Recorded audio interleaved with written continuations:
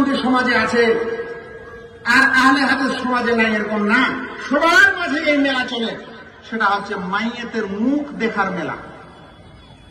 বলছে মারা গেছে, একটু মুখটা দেখে আসে। এই সময় সবচেয়ে বড় সমস্যা যে আত্মীয় স্বজন দূর দূরান্ত থেকে মহিলারাও আসছে মাইয়েতের মুখ দেখতে। ভাই, দুনিয়াতে যেই মানুষের, যেই মহিলা, যেই পুরুষের মুখ দেখতে পারে না, সেই মহিলারা মৃত্যুর পরেও সেই মাইয়েতের মুখ দেখতে পারে না।